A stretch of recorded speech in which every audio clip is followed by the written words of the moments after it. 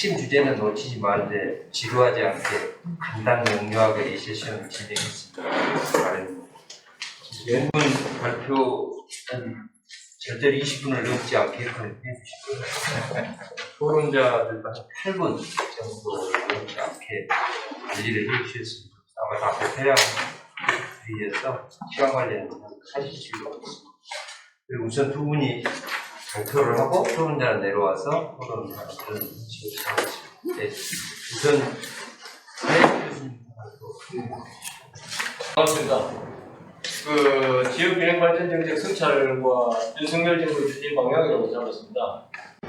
전에 잡을 때는 새 정부, 윤석열 정부가 들어서기 전에 이제 차기 정부의 지역균형발전정책 방향을 잡았었는데 이미 윤석열 정부가 지역균형발전정책 과제를 발표를 했기 때문에 원래 우리가 하던 거하고 이거하고 무슨 차이가 있냐 이렇게 의아한 생각도 들고 해서 이번에는 제가 이렇게 잡았습니다.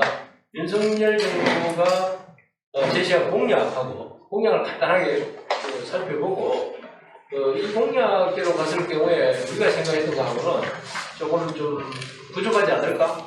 좀 더 개선 보완하면 좋지 않을까? 이런 생각을 담아서 발표했습니다.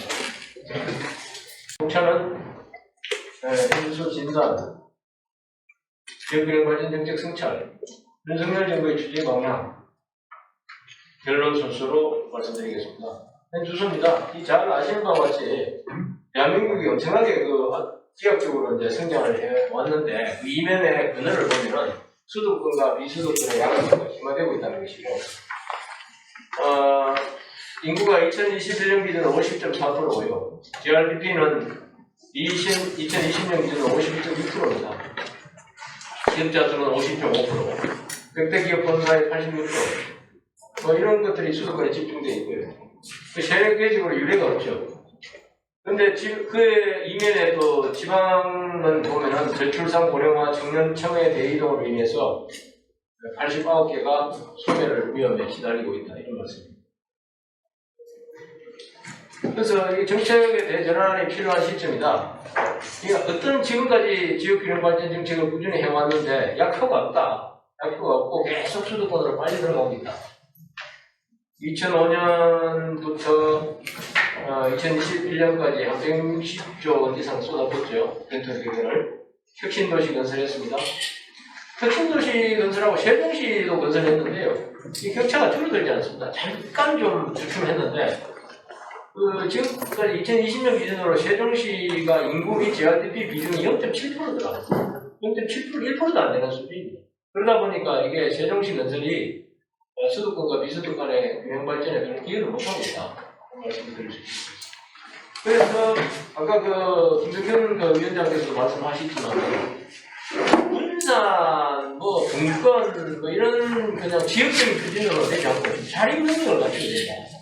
지역이 자립해야 지속 가능한 균형 발전을 도모할 수 있고 일부 지원해주고 분산해주고 이런 거는 부족이다.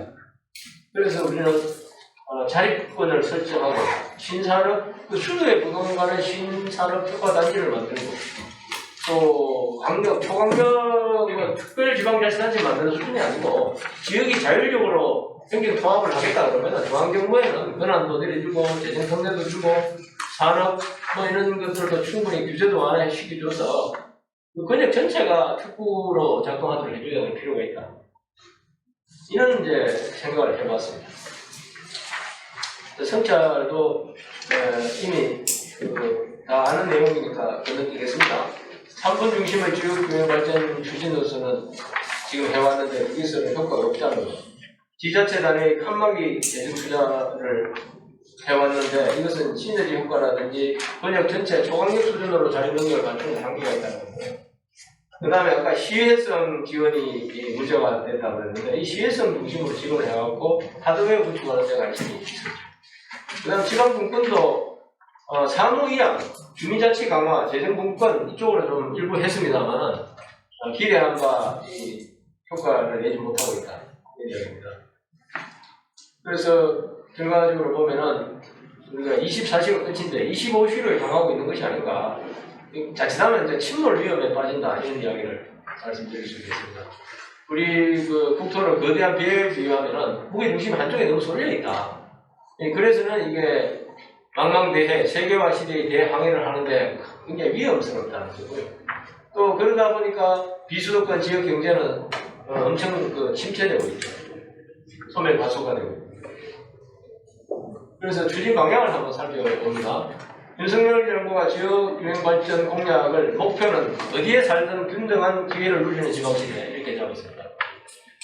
3대 약속은 진정한 지역주도, 아까 말씀하셨죠. 김명준 위원장께서 지역주도, 혁신 성장 강화를 위한 일자리 창출, 지역 고유 특성 극대화 이렇게 잡았습니다.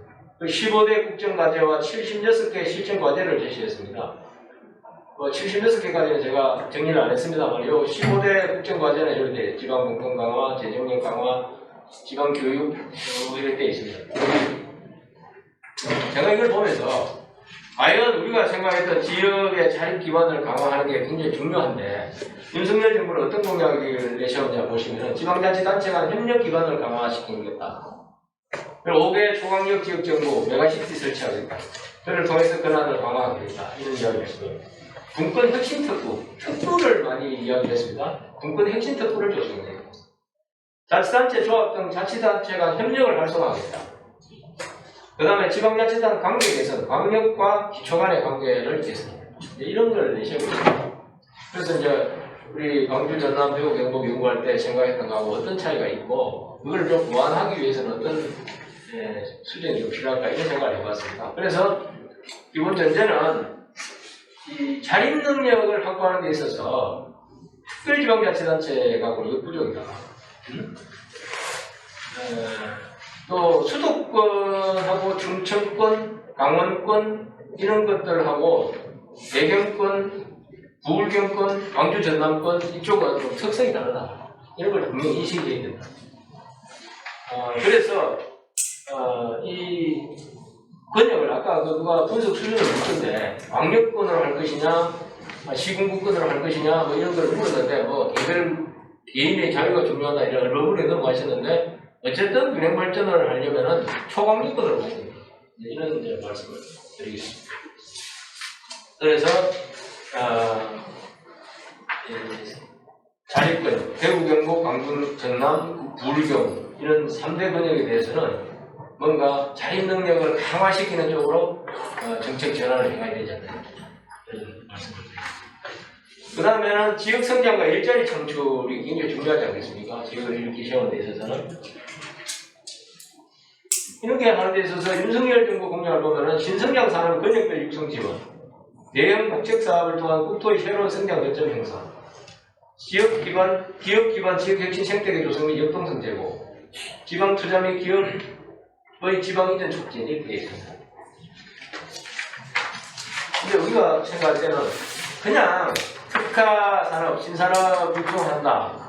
특구를 조성해서 규제도 완화시키고 권한도 더 주고 재정도 지원한다. 뭐 이런 컨셉도 좋습니다만은 저희들 그때 생각할 때는 그냥 조그마한 특구가 아니고 초강력 권역 전체를 특구화시키는 전략을 필요가 있고 그 권역마다 신산업 특화 수도를 좀 만들어야 되지 않을까 제고되는데 그래서 이제 핀덱이라고 했는데요. 금융, 정보통신, 나노, 바이오, 에너지, 문화 콘텐츠 이런 것들을 해야 되는데 예를 들면 광주 AI 신산업 수도, 대구의 로봇 신산업 수도, 부울경의 수소 경제 수도 뭐 이런 식으로 특화시키는 전략을 통해서 일자리를 좀 만들어내서 그 지역에 태어나서 그 지역에 학교를 하고 그 지역에서 일자리를 찾아서 머물고 살 수 있는 그러면서도 충분한 자유와 기회를 누릴 수 있도록 해주는 게 필요하지 않나 그런 생각을 해봤습니다. 그 내용을 보시면은 그 윤석열 정부에서도 그런 게 돼 있습니다. 대학하고 연계해야 된다. 대기업과 중견기업 내려갈 때 여러 가지 세금을 줄여줘야 된다. 뭐 이런 게 있습니다. 그런데 가업 승계 조건도 완화해야 된다. 등인데 결정적인 것은 우리가 생각해야 되는 것은 대기업이 움직이지 않으면은 그걸 일으키는데 한계가 있다. 이런 생각을 했는데 대기업이 옮겨갈 경우에 구체적으로 어떤 걸 대기업이 한 20-30년간 지역에 본사를 옮겨서 지역에 일자리를 창출하고 지역에 균형 발전에 기여한다면은 삼성제 기본적으로 한 50% 깎아주면은 그 사람들은 움직일 수 있다. 이런 구체적인 조건을 좀 내버려야 될 필요가 있다는 걸 말씀드리고요. 또 이 원형지 공급이라든지 또 그 공공기관 같은 경우도 금융기관까지 같이 연계해서 내려가는 공기 줄 필요가 있다. 그러니까 부울경의 산업은행, 대구 경북의 IBK 기업은행, 광주 전남의 농협 수협 이런 것들까지 본사를 이전시키는 조치를 좀 할 필요가 있지 않나 싶습니다. 그 다음에 획기적 기관 공급 강화인데요. 윤석열 정부는 국가와 지자체가 기능 개조 등에는 맨날 하는 이야기입니다. 그 다음에 지자체의 자치권 강화, 기관 구성 다양화, 주민자치위원회 및 주민자치회 개선, 자치경찰권 강화, 시도지사의 지휘권과 인사권을 강화하고 기초단위 자치경찰 시범 실시하겠다고 합니다. 그 다음에 제주, 강원, 이거 못하죠. 강원, 세종에 대한 포괄적 권한 이양을 포함한 특별자치 위상 강화 이렇게 되어 있습니다. 이것도 저는 이렇게 이었는데 채택이 안 되더라고요. 저도 그때 아이디어를 냈는데 우리 대구 경북 광주 전남 행정을 바탕으로 해서 어떻게 국가가 주도적으로 지구 통합을 한다든지 행정 통합을 추진한다, 특별자치도를 추진한다 이런 것들은 맞지 않고 지역 특성에 맞고 그 지역의 자율적으로 행정 통합을 추진하거나 부울경처럼 특별자치단체를 만들거나 이렇게 할 때 중앙정부에서 제도적 장애를 열어주고 또 재정 특례를 확대해주고 권한을 넘겨주고 이런 국가가 적극적으로 지원해주는 도와주는 옆에서 그런 시스템이 필요하다 이렇게 강조를 했는데 반영이 안 되더라고요. 그런데 저는 이런 게 여전히 필요하다. 왜 그러냐면은 지역균형 발전을 시키려면 초강력 단위 전체가 통합이 되든 특별자치단체가 만들어지든 그 전체 지역이 촉구가 돼야지 그 시너지 효과도 높이고 엄청난 효과도 높일 수 있다 이렇게 보고 있습니다.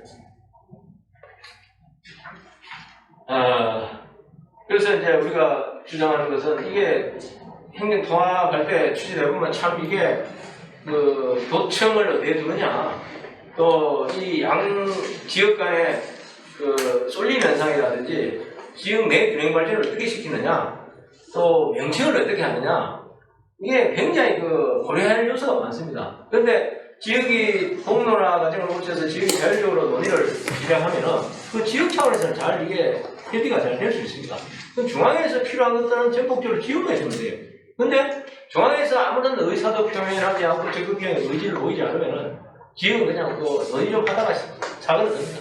그런 게 안타까웠어요. 그래서 이제 대구 경북 같은 경우도 이제 자치단체장이 바뀌고 광주 전남 같은 경우도 자치단체장이 바뀌면은 이게 또 어떤 식으로 변할지 모르기 때문에 상당히 시기를 잘 선택해야 된다 이런 말씀입니다. 그 다음에 지방정부의 재정력 강화입니다. 윤석열 정부에서 보면은요, 이 자주재정, 재정 자립이 아니고 재정 자주도를 높이는 쪽으로 무게 시비를 하고 있습니다. 예컨대 지방세를 많이 넘긴다 이러니까 조세 기반이 불균형하게 돼 있으니까 상당히 한계가 있고 이러니까 교부세가 됐든 보조금이 됐든 총 지출량을 많이 할 수 있게끔 내주겠다. 재정 자주도를 높이겠다 생각이고요. 그 다음에 현금성 복지사업 관리 제도를 도입하겠다. 현금 포퓰리즘을 좀 적극 통제하겠다는 이야기 같고요. 그 다음에 지방보조금을 좀 포괄보조금 통합관리 시스템을 도입해서 효과적으로 관리하겠다. 책임성을 높이겠다는 거고요. 그 다음에 재정위기 관리 제도를 개선하겠다. 이런 이야기를 하고 있고, 윤택회계 같은 경우도 비중을 좀 높이고 포괄보조 방식으로 전환하겠다. 이렇게 돼 있는데, 또 구체적으로 얼마나 높이겠다 이런 말을 좀 빠져서 좀 여기 좀 떨어졌습니다. 그래서 저는 윤택회계 같은 경우는 한 10조 8천억 정도 돼서 10조 9천억 되는데요. 이 10조 원 가지고는 턱이 없다. 그런 발전 마중물로서는 의미가 없다. 그래서 저는 이 단계적으로 인상해서 한 20조 원 정도까지는 높여줘야 된다. 이런 이제 말씀을 드리고 싶고요. 그 다음에 연계 협력 계획을 신설해서 강화시켜야 된다. 개별 자치단체 단위로 칸막이 투자가 이루어지도록 하면 안 되고, 초강력권으로 연계시켜서 투자할 수 있는 그런 균등하게 지원을 늘릴 필요가 있다. 그 다음에 수평적 재정 형평화 대안을 좀 도입해야 되는데요. 지금 지방교부세 같은 것들이 이게 점점 만약에 재정국권이 이루어지고 이러면은 지방교부세가 19.24% 가지고 포션 자체가 줄어들기 때문에 점점 재정 형평화 기능이 약화된다는 거죠. 그렇기 때문에 지방 교부세도 좀 높일 필요가 있고, 또 그와 더불어서 부담을 주는 지자체하고 뭔가 다른 지자체를 위해서 희생하고 기여하는 지자체를 저는 지수화시켜서 당당하게 받고 또 당연히 줘야 되는 걸 주는 걸로 해야지. 우리 지역에 그친 세금을 왜 저 지역에 줘야 되냐, 이런 논쟁에 휘말려서는 이게 합의를 보기가 있기 때문에 이런 것들을 세밀하게 저는 지수화하는 새로운 정책 전환이 필요하다, 이런 말씀을 드립니다. 그 다음에 인구 소멸 지역 강화인데요. 윤석열 정부에서 보면은 농어촌 청년 뉴타운 조성, 자본 지각형 스마트팜 핵심 플랜트 조성, 농촌 소득원 개발 특구지구, 특구가 많습니다. 이웃사촌 돌봄 주민운동 이런 것들이 있습니다.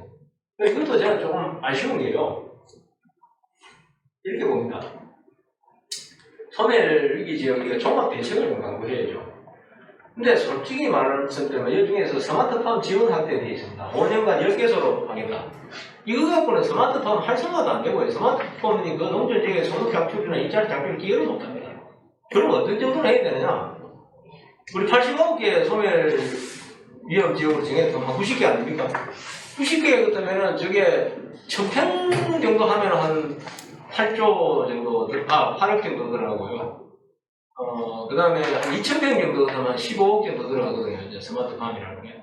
그러면 저거 얼마 안 해도 최소한도 89개 지자체랑 한 개 정도는 먼저 들어가고 효과가 있으면 더 늘어지고 이런 식으로 가야지. 이게 5년 동안 10개 정도 해가지고 어디 갖다 붙이겠습니까? 그런 식으로 실효성이 좀 별로 없다는 거죠.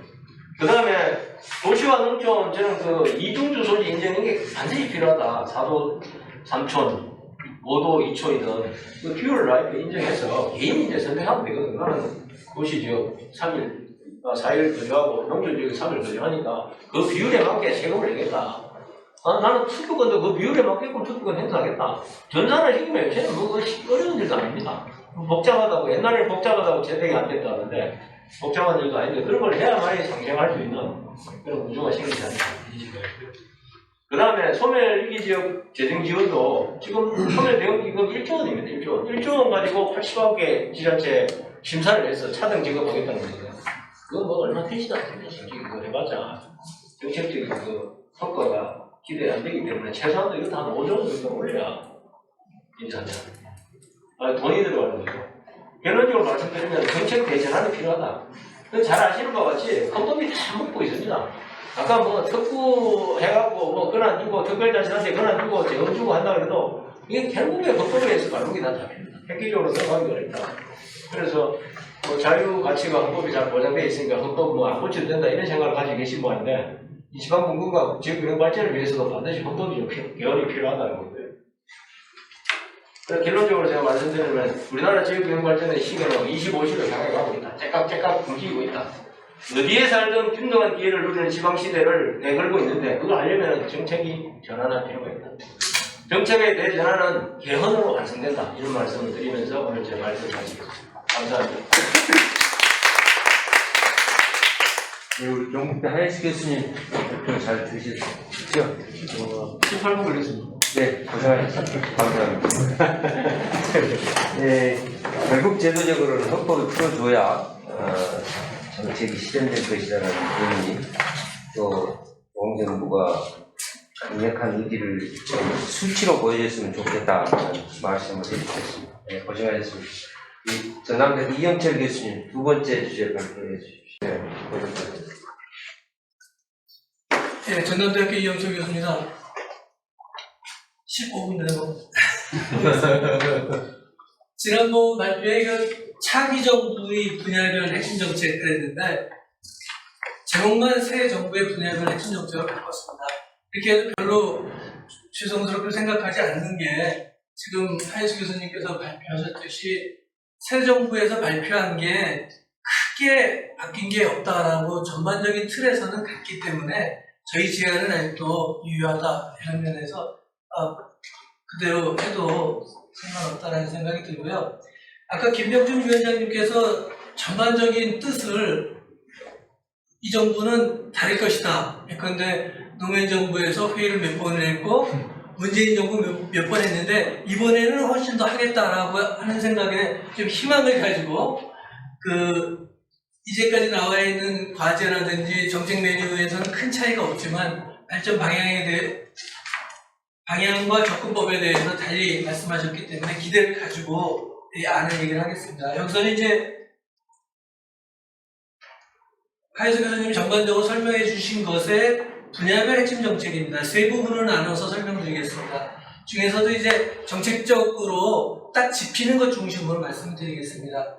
국토 공간 분야에 있어서는 메가시티 정도를 지금 얘기했는데 더 나아가서 3+2 호남권, 대경권, 남부권, 남부 세 지역과 충청 서울 지역을 나누는 그런 초광역적 공간 개념으로 접근해야 된다라고 하는 거고, 지역 경제는 아까도 말씀하셨지만 자체 내생적 발전 역량을 갖춰야 된다. 그러기 위해서는 혁신이 가능해야 되고 대학도 같이 있어야 되고 그 다음에 자체적으로 광역 클러스터를 만들 수 있어야 된다 하는 게 이제 지역 경제 분야의 핵심적인 내용이고요.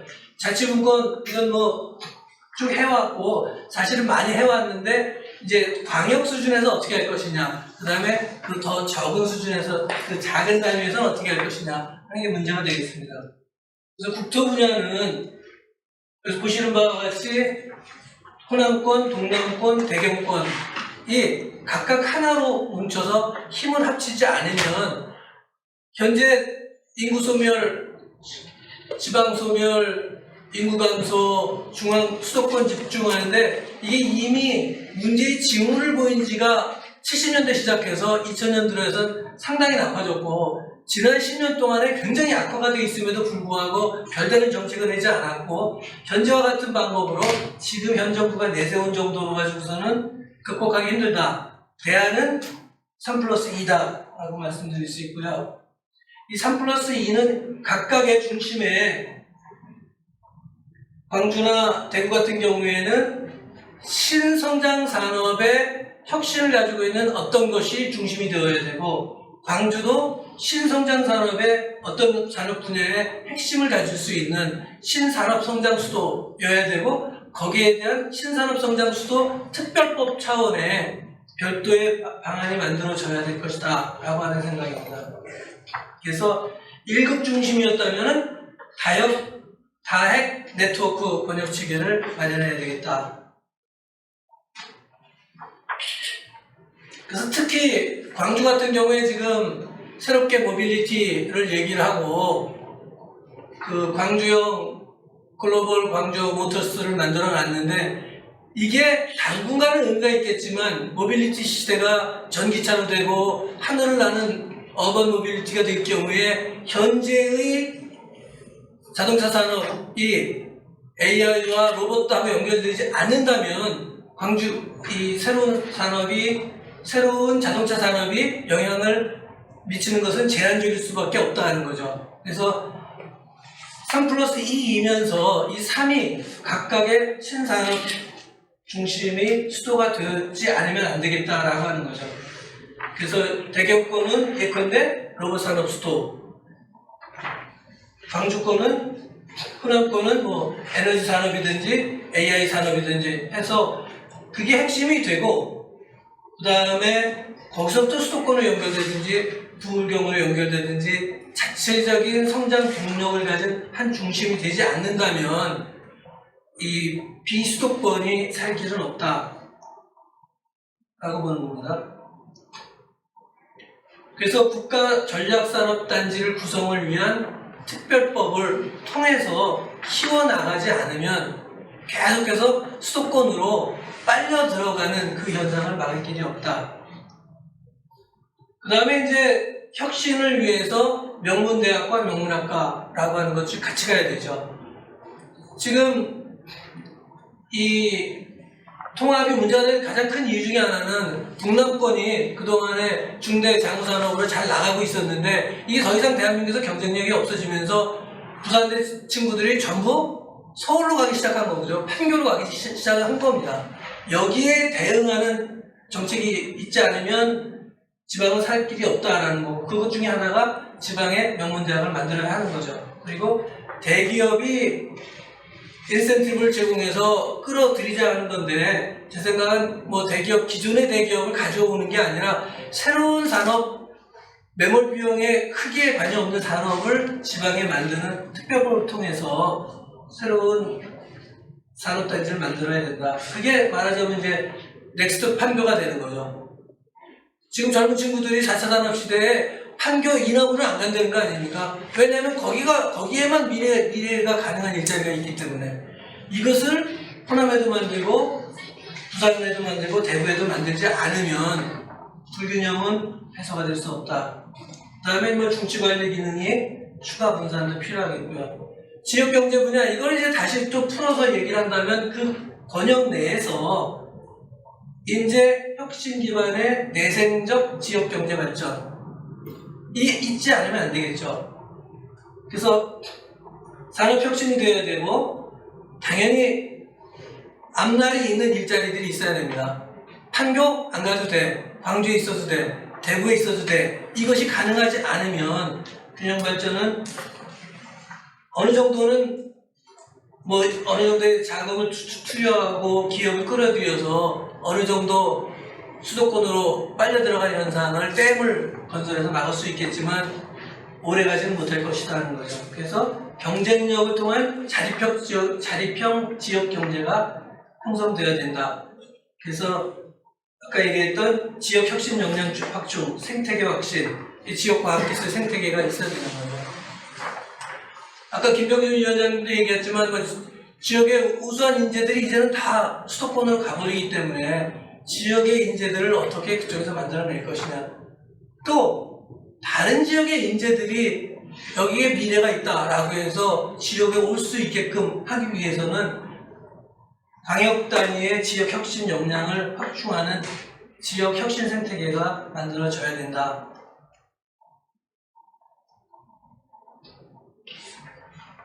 그래서 글로벌 광역 클러스터를 구축하는 것이 중요하다라고 하는 거죠. 뭐 대한민국이 지금 살 길은 대구 영부권하고 호남권하고 경쟁하는 게 아니라 각각의 나름대로 혁신 클러스터를 만들어서 이것이 광동하고도 경쟁을 하고 간사이 지방하고도 경쟁을 하고 독일 지방하고도 경쟁을 해야만 살아날 수 있기 때문에 목표점이 글로벌 광역 클러스터여야 한다.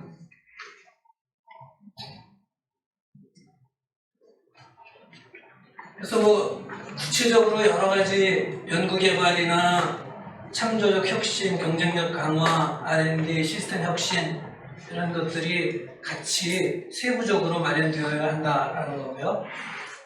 창의적 지역 혁신 인재 양성, 이것도 아까 마찬가지로 지방대학 경쟁력 강화와 밀접하게 연관되어 있고, 그런데 뭐 지금 나주 혁신 지역에 한국에너지공대를 만들었는데, 예컨대 이제 그런 것을 발판으로 해서 세계적 경쟁력을 가질 수 있다면 타 지역의 젊은이도 그쪽에 올 수 있다고 하는 거고, 그것이 말하자면은 그 인클루시브 클러스터가 되겠죠. 포괄적인 혁신 클러스터가 될 수 있겠습니다. 너무 빨리 나왔네요. 10분이 안 되는데. 자치분권의 경우에 마찬가지입니다. 이거는 사실은 2000년도에 들어서부터 쭉 계속 진행을 해왔고, 이 기초 단위에서는 상당히 많이 이제 진행이 됐습니다. 그런데 이제 문제는 연방제 헌법 없이 지역이 나름대로의 힘을 가질 수 있느냐라는 하나의 문제가 있고, 그 다음에 주민들이 이제 적극적으로 나설 수 있는 방안이 무엇인가 라고 하는 건데, 이제 그러기 위해서 저희가 제안하는 것이 분권형 시도 통합이 되어야 한다. 지금 정부에서 최대한 내세운 지금 메가시티까지로 지금 여태까지 발표되는 것은 그렇습니다. 더 나아가지 않으면 어렵다는 거죠. 중국의 경우에 이 메가시티가 어려우니까 통합을 하기 위해서 중국같이 이렇게 상부에서 명령할 수 있는 체제에도 시도를 했는데 이 연합체제가 잘 되질 않습니다.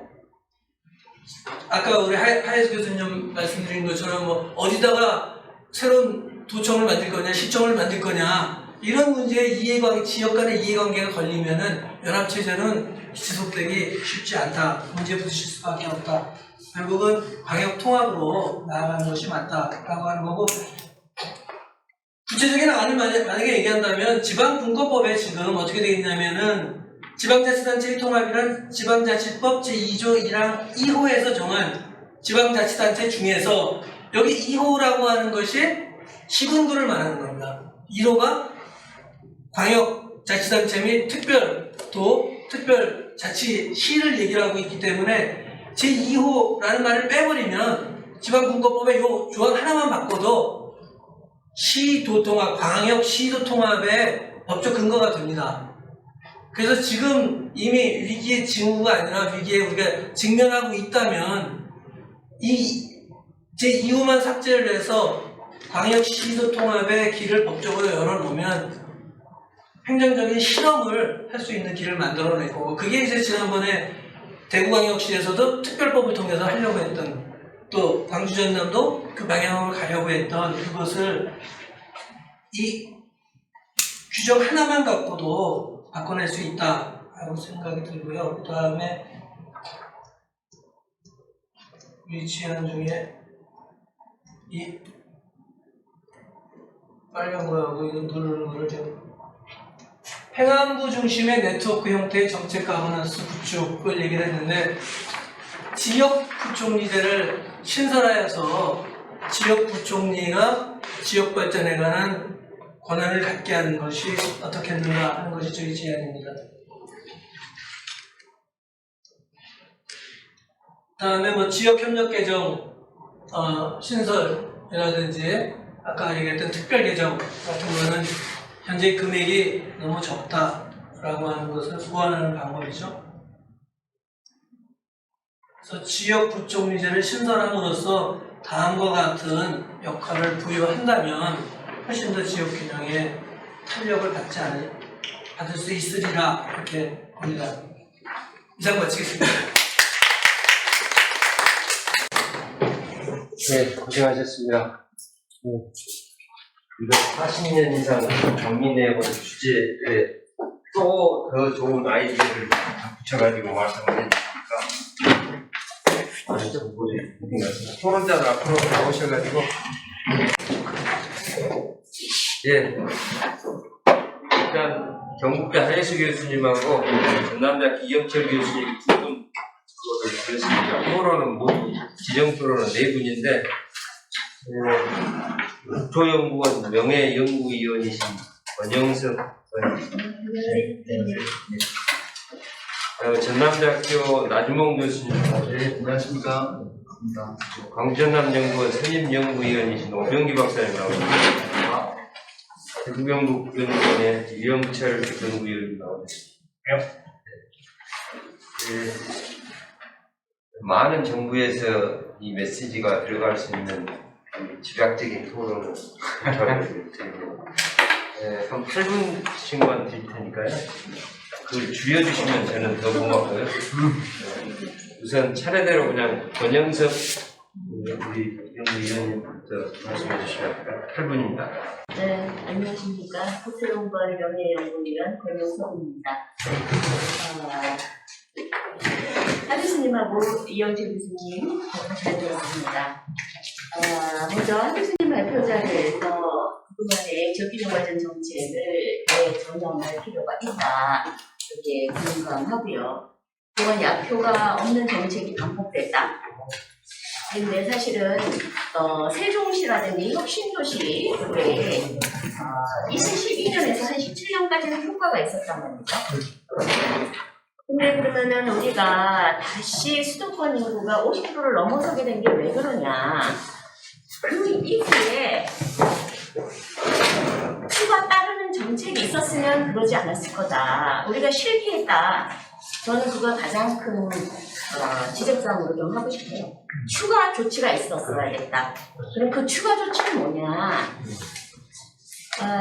공공기관이 인문경제사회대 연구기관이랑 같단 말이죠. 지역산업 육성하고 혁신도시라고 혁신을 이름을 붙였는데 혁신을 창출할 기업과 지역산업 육성과 관련된 그런 이공계 연구기관은 없었어요.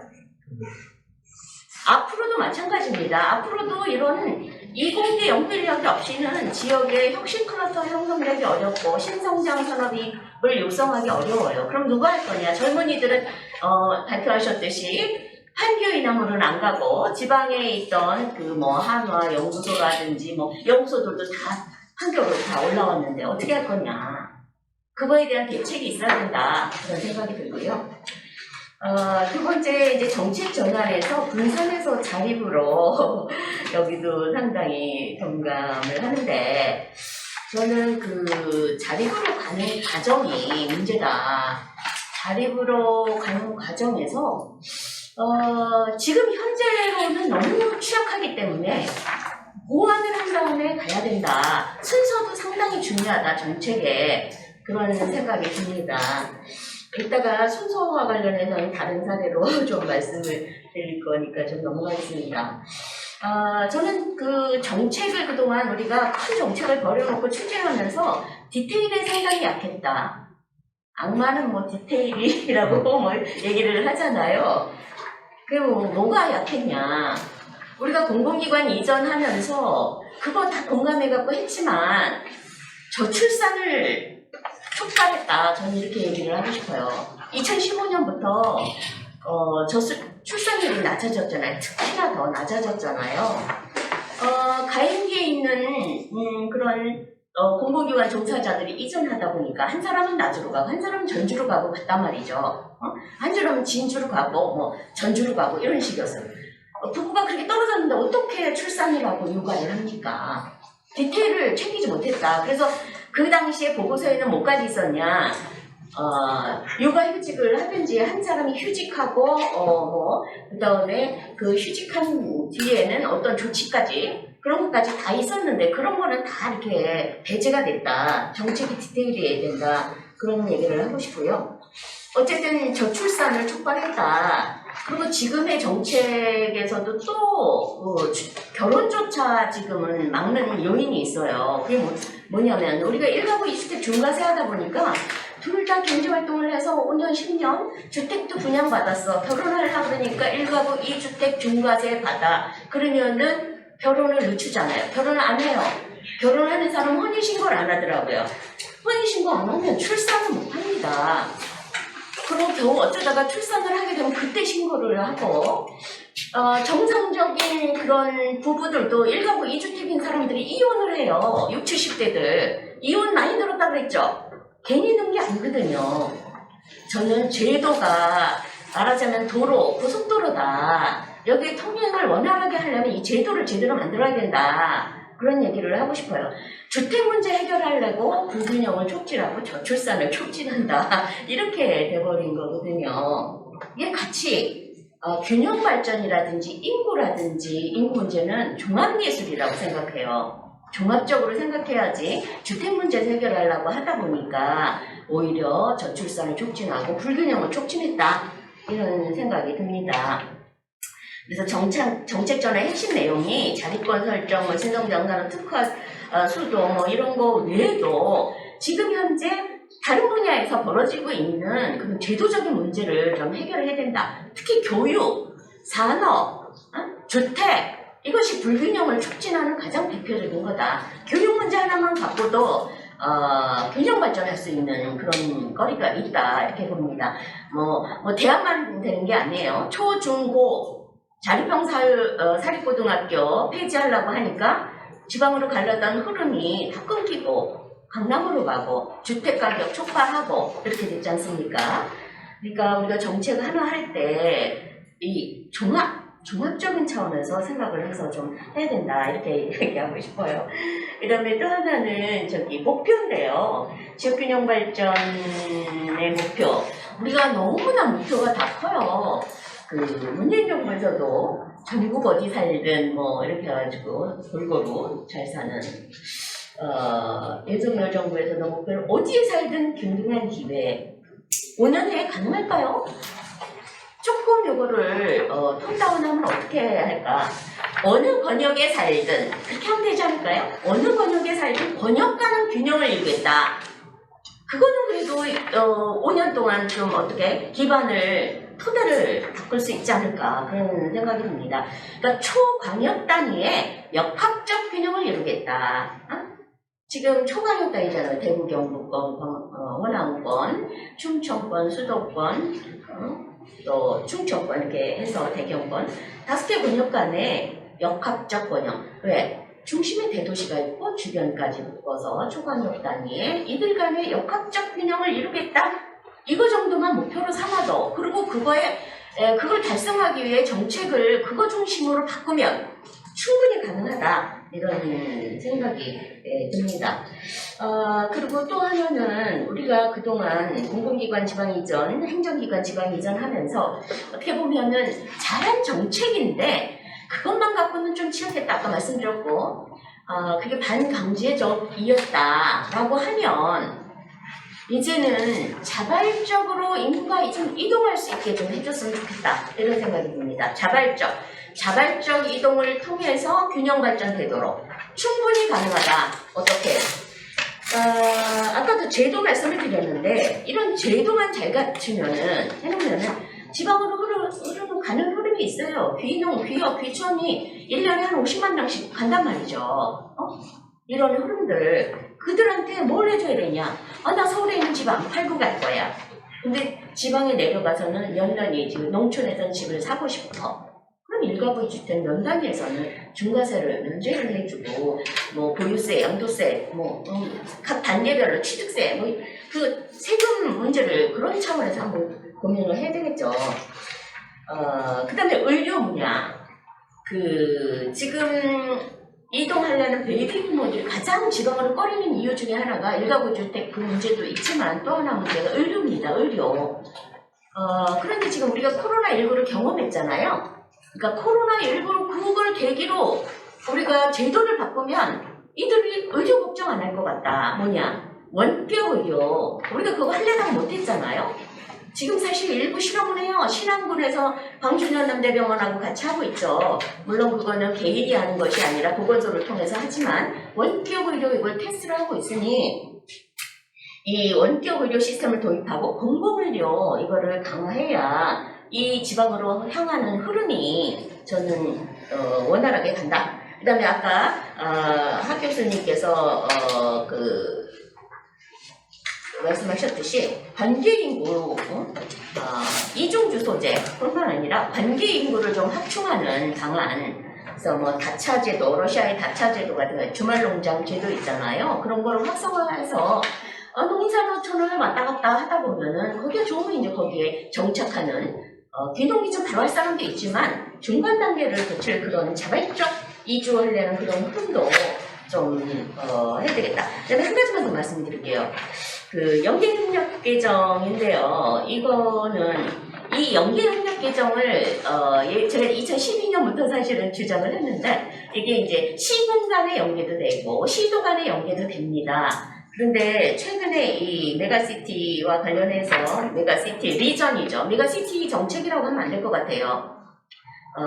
부울경이면 경상남도가 있잖아요. 그럼 리전을 붙여줘야지 시티가 아니잖아요. 메가시티 리전 정책을 하는 데 있어서 이 연계협력 개정을 활용했으면 좋겠다. 중앙정부가 이걸 하면 촉진할 수 있다. 이런 생각이 들어요. 뭐냐.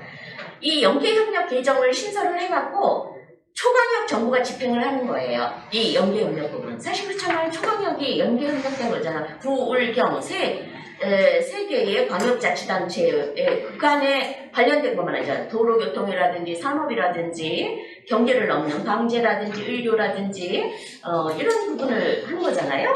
그렇기 때문에 이 연계협력 개정을 만약에 초광역 정부가 집행을 한다. 그러면 지금 현재 전북이라든지 강원이라든지 제주도라든지 자기가 광역자치단체만 특별자치도로 해달라고 그랬는데 그게 아니라 이 연계협력 개정을 쓰고 싶으면 어딘가 들어가게 된단 말이죠. 그럼 그 단위가 묶인단 말이죠.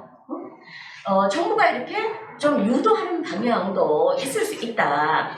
지금 현재 전국이 제주특별자치도 같은 그 정도 수준으로 한다는 거는 사실은 과도기적인 거죠. 그렇게 해서 테스트를 한번 하게 할 수도 있지만 어쨌든 5개 광역권 간의 경쟁력을 확보해서 5개 광역권 간의 이 균형을 이루려면은 중간 단계를 거치는 방법도 있지만 바로 가는 방법도 있다. 그러니까 이런 연계협력 개정 같은 걸 갖고 좀 해볼 수가 있지 않겠느냐, 뭐 그런 생각이 듭니다. 나중에 한 라운드 더 되면 말씀드리게 제가 시간이 너무 많이 가서 죄송합니다. 네. 감사합니다. 좋은 멘트 아이디어를 주셨어요. 하여튼 균형발전 정책, 균형정책은 종합예술이라는 충분히 이해가 가고요. 어느 부분을 건드려 반드시 어느 부분에 또 문제가 생겨서 다양한 사람들이 좀 그걸 짚어주는 기회를 만들었으면 좋겠다는 생각이 들고, 모든 제도가 단절적이어서는 실패할 수밖에 없다라는 생각이 저는 평소에 가지고 있습니다. 좋든 좋든 영속선상에서 아이디어를 이끌어나가야지. 모든 정책에는 거기에 반응하는 국민들이 있기 때문에 그렇습니다. 선호가 체화된다라는 의미를 쓰던데요. 그것 때문에 단절이 되면 일단 실패할 가능성이 굉장히 크다라는 것입니다. 예, 좋은 말씀 고맙습니다. 그 다음에 우리 나주몽 교수님. 네, 안녕하십니까. 전남대학교 나주몽입니다. 실은 이제 이 뒤쪽에 그 이영철 교수님 발제하셨던 부분에 지역경제 분야는 저하고 이제 서정희 교수님하고 같이 이렇게 그 안에 나눴고요. 그 부분들을 이제 큰 구조 같은 비구름 연구원, 김선남 연구원에서 이제 중요를 했던 내용입니다. 오늘 이제 이 하예수 교수님하고 이영철 교수님 발제하는 게 따로 있는 것이 아니라 한 맥락상상이 있지 않은가 하는 생각이 듭니다. 또 이제 새로운 정부의 공약이 이렇게 발표가 됐고, 또 이 부분 속에서 새롭게 재조명해 볼 수 있는 부분들은 굉장히 의미가 크지 않는가 생각이 듭니다. 이제 하예수 교수님께서 발제하시는 것은 굉장히 명령도고 강대해서 제가 이제 하시는 부분들은 이제 지역경제 어떤 관점 속에서 이 부분들을 살펴보고, 그다음 이영철 교수님께서 이렇게 발제하셨던 부분하고 연결해서 토론을 하도록 하겠습니다. 최근에 지금 청년들의 그런 수도권 집중, 더불어서 인구의 수도권 집중, 모든 게 집중되는 이런 부분들이 실은 다양한 부분들의 영향이 있지만, 저는 이제 가장 큰 이유 중에 하나는 디지털 전환이라고 하는 부분들이라고 저는 생각합니다. 이 부분이 4차 산업혁명 2010년 이후 이렇게 디지털 산업이 되면서 굉장히 큰 변화가 일어나는 것은 제조업의 서비스화가 되어지고 지식 서비스화가 급속하게 되어지면서 우리나라의 모든 산업의 변화가 일어났다고 하는 것이고요. 그 변화에 최적화된 지역이 저는 수도권이었다고 생각이 됩니다. 그래서 이제 이런 부분들을 앞으로도 막을 수가 없다. 저는 아무런 조그만 부분에서 이렇게 국가 균형발전 정책을 한들 이 부분들을 막기는 어렵다. 그러면 이제 이 부분들을 아까 앞에서 하예수 교수님 대전환 이야기를 하셨는데, 이 대전환 차원에서의 우리의 새로운 생각들을 하지 않으면 이 부분의 지역이 새로운 성장 동력으로서 살아가기는 어렵지 않을까 하는 그런 생각이 들어서, 이런 대전환의 관점에서 접근하는 건 굉장히 바람직하지 않을까 하는 그런 생각이 듭니다. 네, 그 부분에서 다양한 부분도 있지만 대전환 부분에 대응하기 위해서 위기의식에서 지방정부가 버텀업으로 접근했던 방법은 초강력 부분이라고 저는 생각합니다. 기존에 MB정부에서 했던 것은 탑다운 부분이었었고, 주는 것을 어떻게 나눠먹을 것인지라고 하는 관점에서 했기 때문에 실은 그 개념은 좋았고, 어떤 부분에서 글로벌 경쟁 거점에 만나면서는 굉장히 의미가 있었지만, 지금은 이제 지역 차원에서 우리가 이제 생존하기 위해서 우리가 초강력을 어떻게 할 것이냐고 지금 접근하고 있기 때문에, 저는 이제 균형발전 정책 많은 것을 해서 다 하려면 하나도 이룰 수 없다고 저는 생각합니다. 저는 버텀업 방식으로 지역에서 정말 의지를 갖고 이렇게 생존 전략으로 하고자 하는, 필사적으로 하고 있는 그 부분만 정확하게 대전환을 이루면 실은 거기서부터 키워가면서 지역의 변화를 도모하는 것도 하나의 저는 커다란 전략이지 않는가 하는 그런 생각이 들어서, 그런 차원에서 이제 아까 앞에서 하예수 교수님께서 신산업 특화 수도라고 하는 것을 제안을 해주셨어요. 저는 이제 이 부분들이 상당히 의미가 있지 않을까 하는 생각이 듭니다. 근데 이 부분들을 하려면 그냥 몇 개 산업 육성하고 이런 것 차원이 아니라 지역의 수도권의 인재들, 지역의 인재들이 머물고 수도권도 이 분야에 대해서는 이쪽으로 올 수 있을 정도의 정책과 대전환이 일어나지 않으면 이 흐름을 막을 수 없다라고 저는 생각이 듭니다. 그런 차원에서 이제 지금 여기 제시를 해주시지 않는가라는 그런 생각이 듭니다. 그거와 더불어서 이제 이영철 교수님께서 발제해 주신 지역경제 분야에 그런 부분에 대한 목표와 전략을 세세하게 저희가 제시를 해놨습니다. 저희가 이제 그때 당시에 가장 그 비전은 인재와 혁신 기반의 내생적 지역경제 발전이라고 하는 그걸 해놓은 의미가 있습니다.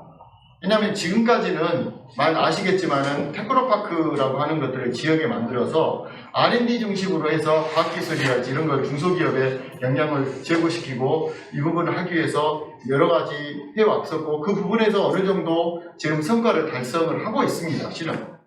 근데 이제 이런 부분 속에서 결국은 기업이 지역에 오지 않는 이유가 뭐냐? 본질적으로 뭐겠습니까? 사람 인재입니다. 인재. 사람이 없으니까 안 옵니다.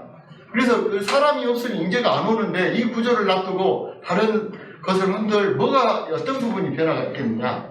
결국 인재 정책을 정확히 하고 그 부분들을 만들어서 대전환을 가져가야 된다라고 저는 생각이 들고 그렇다고 그러면 그런 부분에서 인재와 혁신 기반에 있어서의 내생적 성장을 어떻게 할 것이냐. 지금까지 많은 대학에 지원을 했습니다. 아무리 지원하고 구조조정하려고 해도 안 됩니다. 왜? 대학의 나름대로의 학문에 대한 그런 번연의 부분이 있기 때문에. 그렇기 때문에 저는 이 부분에는 지역 산업과 연관돼서 선택과 집중이 필히 이루어져야 되는 거예요. 예를 들어서 그 지역에서 하고 있는 몇 개를 선택해서 이제 스마트 전문화의 어떤 관점, 전략의 그런 관점 속에서 타겟팅을 하고 그 산업에 있어서만큼은 지역인재에 있어서 수도권 사람들도 이쪽으로 올 수 있는 이런 대전화의 이런 부분들을 파격적으로 해야 된다. 예를 들어서 만약 그에서 졸업을 한 학생들이나 이런 부분들이 어디 이제 찾으려고 했을 때 탐색을 해서 어디로 갈까 했을 때 그 애들이 지역에서 정착을 해서 지역에서 머물러 가지고 이 지역을 알고 이 지역에 정착할 수 있는 기간을 보존해 줄 수 있는 이런 것까지도 이렇게 생각을 할 정도로 정책이 이루어져야 된다는 거죠. 이게 전국적으로 다 동일해서는 저는 안 된다는 그런 생각이 들고요. 이제 그런 차원에서 그런 사례가 있습니다. 여러분도 아시겠지만 미국의 조지아에 퀵 스타트 프로그램이라는 것이 있어요. 그게 뭐냐면 2006년에 기아자동차가 갔잖아요. 2018년에 SK가 갔습니다. SK가 간 이유가 뭐냐? 조지아에서는 이게 기업이 투자를 하지 않습니까? 그러면 그 사전에 몇 개월 전부터 미리 거기에 관련되어 있는 인재를 양성해서 아예 줘버립니다. 그 프로그램이 있어가지고 이 SK에서 실은 2008년에 조지아를 선택을 한 거거든요. 미국이라는 나라도 지금 자본주의 시장에서 이렇게 돼가는 게 아니라 기업의 투자를 유치하기 위해서 인재를 만들어서 제공하는 프로그램을 제공하고 있다는 거죠. 근데 이런 부분들을 지역에서 이런 식으로 하지 않으면 안 된다는 거예요. 그러니까 선택과 집중을 통해서 다 모든 것을 하려고 그러니까 인재 양성하려고 안 되니까 수도권은 다 됩니다. 시장 원리에서. 근데 이제 지방에서는 그런 식으로 핀셋으로 해서 그 분야의 산업 생태계에 위해서는 이사를 거기 머무를 수밖에 없는 시스템을 해주고 이 부분들이 지금 하고 있는 이 토대를 만들었어요. 그게 뭐냐면 문재인 정부에서 했던 RRP입니다. 리지널 이노베이션 플랫폼인데 지금 강주 전남에는 강주 전남 지역혁신 플랫폼이라는 것이 있고요. 그 부분들을 교육부 산하에서 매년 지금 강주 전남은 통합이기 때문에 600억씩이 투자가 됩니다. 나머지는 이제 단일적인 400억이거든요. 이미 이제 이 프로그램이 있기 때문에 이 프로그램을 이 부분에서 이게 집중적으로 활용할 필요가 있다는 거죠. 이제 제가 이제 거기 강주 전남 지역혁신 플랫폼에 지역사회 혁신 본부장을 맡고 있습니다. 근데 제가 이제 그걸 실질적으로 하고 있는 법에서는 교육부에 꽉 막힌 있잖아요. 예산을 쓰는 이 룰에 딱 갇혀져 가지고 한 발짝도 이 부분에 교육 부분에서 넘어갈 수가 없어요. 이게 산업부의 사업인데도 불구하고 차라리 대구경보의 휴스타 사업이 훨씬 낫습니다. 제가 이제 근데 교육부에서는 이 모든 것들이 예산을 다 계획을 완벽하게 해가지고 지출을 하도록 하니까 어떻게 보면은 그 국가 세금을 감시하는 역할이죠, 한마디로. 이런 식으로는 저는 안 된다고 보고요. 그럼 파격적으로 저는 TP, 테크노파크 같이 인재 재단을 만들어서 거기에서 실은 그 아프고 이 가는 것을 정확히 포착을 하고 그 부분에서 그 부분이 왜 가는지라고 하는 그런 부분들의 보조 정책을 디테일하게 하지 않으면 인재들은 다 빠져나갈 거라는 거예요. 그래서 저는 이 부분들에 대해서 새롭게 이제는 기업을 투자를 유치하는 이 부분들을 보조금하고 세금을 지원하고 이거 외에 투자 정책, 투자 인재 정책을 통해서 조지의 어떤 필수 스타트 프로그램 같은 그런 그 전략들을 통해서 인재 혁신 기반의 내생적 지역 발전이 이루어져야 되지 않을까 하는 생각이 듭니다. 죄송합니다. 우리 계속 뒤집혀서 더 이상 말하기가 좀 어렵습니다. 예, 이만 그 토론을 그 뒤에 저 행사 진행하신 분이잖아요. 예, 뒤에 선생님. 예, 지금 줌에 그 사람들이 들어와 있는 것으로 확인이 되는데 거기에 질문이 있으면 메모를 남겨주시면 좀 해가지고 끝나면 저한테 전달해 주시면 제가 대신 이렇게 아이디어를 얻어보도록 그렇게 진행을 하시죠. 예, 고생하셨습니다. 죄송합니다. 시간 너무 많이 썼습니다. 제가 그렇게 사범대학 교수님에서 얘기를 해봤는데요. 그분들이 하시는 말씀도 재밌는 거예요. 관련지에서. 인재라는 말 좀 사라졌으면 좋겠다. 어떻게 인간을 공장 부속품을 길러내는 이렇게 용어가 계속 그렇게 흘러가니까 이거는 결국 장기적으로 보면 대한민국에 굉장히 큰 오점을 남길 것이다. 왜 자꾸 인재 해가지고 공장에 부속품 길러내는 프로그램에 모든 교육 시스템을 그렇게 유도를 하느냐. 이런 우려를 제가 깜짝 놀랐어요. 이제 이 교육을 하신 분들 이런 시각도 있구나라는 생각을 장기적으로 그게 굉장히 안 좋답니다. 굉장히 안 좋답니다. 하여튼 그런 말씀을 좀 드리고요. 오병기 박사님 들어요. 예. 뭐 이게 작년에 우리 대구문 연구원과 광대남 연구원 여기 계신 교수님들 다 같이 연구를 했다는 부분이고 오늘도 이제 새로운 연구가 들어왔으니까 이에 대해서 다시 한번 환기시키는 차원에서 이제 학술 행사가 기획이 되었고 진행이 되었습니다. 이제 아까 이제 그 개회식에서 나왔던 얘기처럼 사실 기대하고 다르게 이제 문재인 정부에서 균형 발전 정책은 사실은 크게 진전을 보지 못했다고 생각합니다. 그래서 새로운 윤석열 정부에서 좀 더 좀 지지분이했던 균형 발전 정책에 속도를 내고 비수도권과 수도권이 서로 공멸하는 이런 상황은 되지 않도록 앞으로 5년간이 굉장히 중요한 시점이라고 생각을 합니다. 그런 시각에서 보자면은 좀 전에 이제 나주만 교수님께서 이제 언뜻 말씀하셨던 수도권을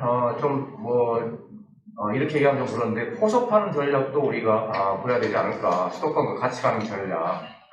사실은 이제 국가 전체적인 경제적인 그 생태계를 보게 되면은 비수도권은 제조업 위주의 이제 생산 지역이자 또 국가에서 가장 중요한 에너지를 이제 공급하는 지역이거든요. 그리고 인구 측면에서 봤을 때도 비수도권에서 예를 나와서 수도권은 이제 공급하는 형국을 보이고 있습니다. 수도권은 가장 출산율이 낮으니까요.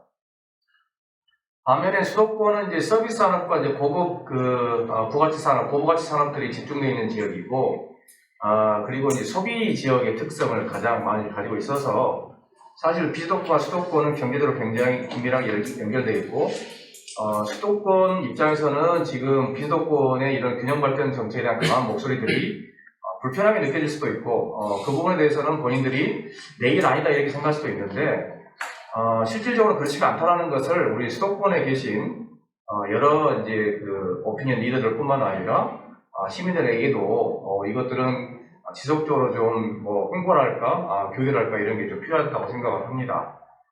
예를 들어서 이제 그 수도권에서 연간 한 70조에서 80조 원 정도의 그 소득이 비수도권에서 유입돼서 발생되는 소득으로 이제 파악이 되고 있고, 이거는 통계청에서 공식적으로 발표하고 있는 자료입니다.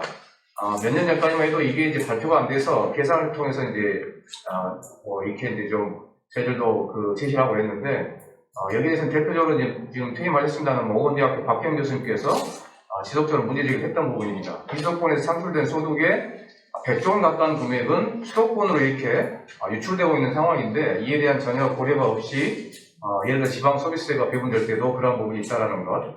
근데 이걸 역으로 얘기하자면은 수도권 경제의 상당 부분은 비수도권에서 생산된 소득으로 유지가 되고 있다 이렇게 보시면 되거든요.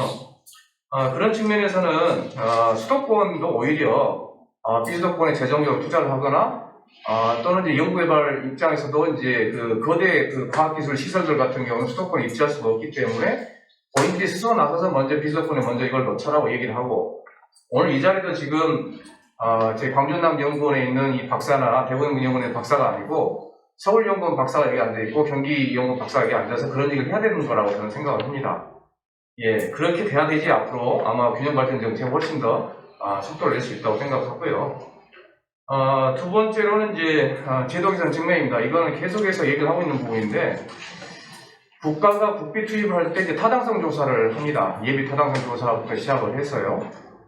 근데 이제 우리가 그 논리적으로 생각해 봤을 때 과연 경제로 타당한 그 타당성을 담보하는 어떤 사업이 있다고 했을 때 거기다 국비를 투자하는 게 맞느냐? 경제적으로 타당한 사업이면 민간이 해도 충분하거든요. 단지 이제 그 민간에서 이제 과다한 요금을 책정하거나 이런 것만 좀 규제하면 되는 부분이기 때문에 그러니까 국비 투입의 전제 조건으로 예비 타당성 조사라든가 또 부처에서 이제 공모 사업들 추진할 때 경쟁을 붙인다든가 이런 것들이 과연 타당한지에 대해서 근본적인 의문을 가지고 우리가 접근해야 된다. 경제로 타당한 사업이면은 그 사업은 그냥 민간에서 추진하도록 이렇게 놔두고 경제적 타당성은 없지만 정책적 타당성이 있고 균형 발전 차원에서 반드시 해야 되겠다고 생각되는 그런 사업들 같으면은 경제성이 낮아도 국가가 국비를 투입해야 되는 거죠. 자, 그렇게 좀 접근했으면 좋겠다는 생각이고요. 그래서 이번 이제 균형발전 특별위원회에서 대국민 담화문에 보면은 그 내용들이 좀 약간 다르긴 하는데 국가 균형, 예비 타당성 조사 제도에 대해서 개선하겠다는 한 줄이 들어가 있어서 조금 안도하긴 했는데, 구체적인 방향성이 약간 달라서 저희들이 앞으로도 계속 그 부분은 문제제기를 좀 해야 된다고 생각을 합니다. 마지막으로는 이제, 그 재정적인 부분에서 우리가 이제 그 가져갈 수 있는 부분이 혹시 없을까? 균형 발전을 하려면 사실 돈이 많이 들어가고 하예수 교수님께서도 그 특 10조 원 갖고 택도 없는 얘기 하지 말아라 이렇게 말씀하셨, 조금 제가 과장해서 말씀드리면요. 20조 원 정도 돼야 된다. 이거는 제가 다 동의하는 부분이고 교부세도 예를 들어서 좀 법정률 확대해서 좀 더 늘려야겠다 이런 얘기들. 근데 이제 문제는 이제 재원이 한정적이다 보니까 도대체 어디서 돈이 나와야 되느냐 이런 부분들이거든요. 이거를 한 14년 전으로 돌아가 보면은 이명박 정부 때 법인세를 낮춘 부분부터 시작된 게 좀 있습니다. 그 당시 법인세를 낮춤에 따라서 국회 예산정책처에서 연간 한 6, 7조 원 정도의 지방재정이 줄어들 걸로 예측을 하고 그게 벌써 10년이 훨씬 전 얘기거든요. 근데 그게 이제 그렇게 계산될 때 국가 예산도 그만큼 줄고 그에 따라서 지방 교수도 줄고 지방으로 내려오는 뭐 지방세 수입도 줄고 이런 것들이 다 연동돼서 계산된 거거든요. 가령 이제 법인이 내는 법인세에 연동돼서 지방 소득세 계산되는데 법인세를 낮추면 당연히 지방 소득세도 낮아지는 거잖아요. 그래서 저는 이제 그때부터 그랬습니다만은 이 법인세를 올려달라는 얘기가 아니에요. 적어도 이제 이명박 정부 때 낮췄던 거에 준하는 정도까지는 환원을 좀 하면은 국가재정과 지방재정의 숨통이 상당 부분 트인다 이렇게 생각을 합니다. 올려달라는 얘기가 아니고 환원이죠, 환원. 두 번째는 이제 지금 신재생 에너지에 대해서 이제 국가적 차원의 이제 그 어떤 산업 육성 정책 때문에 이쪽 부분에 대한 과세는 거의 안 되거든요. 오히려 이제 지원금, 보조금 이렇게 가고 있는데, 근데 풍력하고 태양광 같은 경우는 뭐 전문용어로는 이제 페리그리틱이 뭐 들어갔다 뭐 이런 얘기를 하면서 사실은 이제 화석연료 발전에 거의 준하는 경제성을 확보했다는 얘기들이 근 10년 전부터 얘기가 나오고 있기 때문에 산업 육성 차원에서 접근하는 것도 좋고 다 좋은데 돈 나올 구멍은 없기 때문에 신재생 에너지 중에서 페리그리티에 근접한 태양광 풍력에 대해서는 좀 전환적으로 저는 과세를 좀 고려해서 거기서 나온 지원들도 좀 활용하는 방법 이런 것들을 고려할 필요가 있겠다 이렇게 생각합니다. 정리하자면은 우리 국가 경제 성장률도 점차 낮아지고 있고 연간 3% 성장은 굉장히 높게 성장한다고 얘기하는데 그거를 권역별로 나눠서 봤을 때 수도권은 대략 한 4~5%포인트, 4~5% 정도 성장하고 비수도권은 2% 안팎으로 성장합니다. 성장 양극화는 이미 근 한 10년 이상 진행되어 왔습니다. 국가가 좀 더 경제가 성장이 되고 국가가 좀 더 이제 선진국 반열에 들기 위해서는 비수도권을 이렇게 이 성장률이 낮은 상태로는 도저히 그렇게 될 수가 없는 거죠. 수도권이 아무리 높은 성장률을 가진다고 해도 비수도권에서 그 정도의 성장률을 가져가지 못한다면은 국가 전체적인 성장은 발목을 잡을 수밖에 없고 수도권도 같이 공멸할 수밖에 없다. 이런 생각 하에서 수도권이 같이 균형 발전 정책에 배를 같이 하는 이런 전략 앞으로 필요하다고 생각합니다. 이상입니다. 예, 수고하셨습니다. 그 재정 공개적으로 하신 분이어서 정확한 데이터 등을 사용을 했으면 좋겠다는 지적을 해주셨고, 정부가 하는 경제적 타당성 문제는 굉장히 공감이 가는 경제적으로 타당성이 있으면 그 민간적으로 주고, 국가가 개입하는 건 경제적 타당성이 없는 부분에 국가가 관여할 수 있는 그런 룸을 좀 마련했으면 좋겠다는 지적은 설득력이 있는 주장인 것 같습니다. 예, 수고하셨습니다. 마지막으로 이영철 박사님. 교육연구원이었습니다. 지난해 이 연구하면서 연구정보 쪽에 책임을 맡았고요. 지난해 1년 동안 저희는 호랑이를 그렸다고 생각을 했어요. 지역이 주도하는 지역 발전 정책. 그런데 새 정부는 이 제도를 그대로 가져와서 고향을 그린 것 같아요. 생각에는. 왜 이렇게 됐는가? 그건 딱 하나인데요. 제도를 고칠 생각이 없어 보여서 그렇다 이렇게 생각합니다. 그래서 오늘 제가 해주고 싶은 이야기는 제도가 없으면은 만사 공연불이다 이렇게 생각합니다. 제도가 중요하다 이 말씀 좀 드리고 싶고요. 제 말씀 다 끝났습니다. 나머지 7분은 이 관련된 주제를 좀 이야기해 보겠습니다. 지난해 저희 연구원과 광주전남 연구원이 이제 그 연구한 내용을 오늘 그 하 교수님과 이영수 교수님 말씀 주셨는데요. 특히 그 하 교수님께서는 두 개를 비교해 주시면서 말씀을 주셨단 말이에요. 굉장히 설득력이 있고 굉장히 파워풀한 그런 정책 제안이 되었다 그렇게 생각해서 감사 말씀드리고, 또 지난해 몰랐던 그런 내용들이 좀 더 클리어하게 됐다 이렇게 말씀을 드립니다. 기조 강연은 오늘 김병준 위원장님께서 해주셨는데, 지역 균형 발전이 국가적인 상식 의제로 되지 못한 것에 대해서 원인부터 반성을 하겠다고 말씀해 주셨어요. 저도 제 자신을 되돌아본 계기가 됐습니다. 20년 동안 지역연구를 했던 입장으로서요. 그런데 곰곰이 말씀을 들으면서 제가 생각이 드는 게, 성찰도 중요하지요. 중요하지만은 더 중요한 것은 제도화를 하지 않으면 안 되겠다 하는 겁니다. 제도화하지 않으면은 이건 개인의 문제가 아니거든요. 그래서 균형 발전이라든지 행정 통합이라든지 이런 모든 부분이 반드시 제도가 필요하다. 그래야지 국가적인 아젠다로 지속할 수 있다. 저는 그렇게 생각합니다. 개인적으로 작년 이 연구를 하면서 저는 차기 정부에 지금 이제 윤석열 정부가 됐습니다만은 두 가지 부분이 강조됐으면 좋겠다 하는 생각을 했습니다. 첫 번째는 수도권과 비수도권의 양극화 문제가 굉장히 큰 아젠다인데, 이 구도가 깨졌으면 좋겠다, 철폐됐으면 좋겠다. 그 방법이 뭘까 하는 생각이 저는, 자꾸 수도권 비수도권 이야기하니까 전체적으로 다 수도권이 되면 되지 않겠는가 하는 생각을 해서 그 수도권을 5개로 만들자고 지난해 이제 주장을 했었습니다. 그렇게 되면은 수도권 비수도권이라는 이야기가 없어지겠죠. 그래서 각각을 국가 단위로 켰으면 좋겠다 하는 게 차기 정부 때, 이 정부 때 했으면 좋겠다 하는 게 제 연구 책임자로서 바람이었습니다. 또 하나는 지방 소멸 위기 대응 관련되는 특단의 대책이 필요하다라는 생각을 했었는데, 지난 우리 연구 때는 이 의제가 집중되지는 못했었습니다. 그런데 다행히 오늘 하이수 교수님께서 이 부분을 굉장히 강조해 주셨어요. 그래서 감사 말씀을 드리는데요. 요지는 지방 소멸 지원 기금을 대폭적으로 확대하자 이런 주장으로 저는 이해를 합니다. 이 두 가지가 저는 이 정부에서 꼭 강조됐으면 좋겠다 말씀을 드리고요. 이 제도의 중요성 부분만 따로 간단히 이제 토론을 해보면은, 아까 하이수 교수님도 강조해 주셨습니다. 마지막에 그 발제 자료를 정책의 대전환은 개헌으로 완성된다 이렇게 강조해 주셨거든요. 저는 100% 공감합니다. 대한민국이 지방 분권 국가라는 것을 헌법에 천명하지 않는 한 정부에 따라서 이것은 계속 바뀐다. 늘 우리는 경험해왔습니다. 기조강연 때 김병준 위원장님께서 이 정부는 다를 것이라고 이야기를 하지만은 그런 이야기를 항상 해왔거든요. 제도가 바뀌지 않으면 안 된다. 안 바뀔 제도의 가장 위에 있는 제도는 헌법이다 그렇게 생각을 하고요. 헌법에 지방 분권 국가라는 걸 증명을 해야지 지역 균형 발전이라는 게 지속하다 저는 그렇게 생각을 합니다. 그래서 이렇게 선언함으로써 수도권과 비수도권의 경계를 완전히 없앨 수 있는, 끊임없이 이야기할 수 있는 그런 단문이 형성이 되고, 이 5개가 국가 단위로 자립 번역화되도록 해야 된다는 생각입니다. 그리고 각각의 번역이 지속 가능하기 위해서는 또 혁신 성장을 할 수 있는 근거가 되어야 되는데요. 그 부분이 아까 두 분께서 다 말씀해 주신 일종의 산업 경제 수도, 번역별 자립을 가능하게 하는 신산업 특화 수도라고 이해하시면 될 것 같습니다.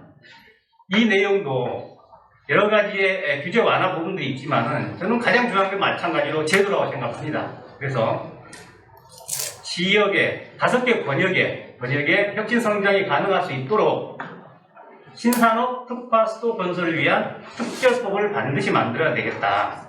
지금 여러 개의 특구 이야기를 새 정부에서 하고 있습니다. 그렇지만 그것을 제도화시키기 위한 의지는 보이지 않거든요. 문서상으로는. 그래서 반드시 제도를 통해서 했으면 좋겠다 말씀을 드리고요. 다음은 지방 소멸 위기 극복을 위해서 지속 추진할 수 있도록 지금 논의가 되고 있습니다만 아직 안 되고 있거든요. 지방 소멸 지역 지원에 관한 특별법 조속히 제정하고 안정적인 재원이 마련될 수 있도록 하되 그 재원을 계속해서 확장시켜야 된다 그런 말씀을 드리고요.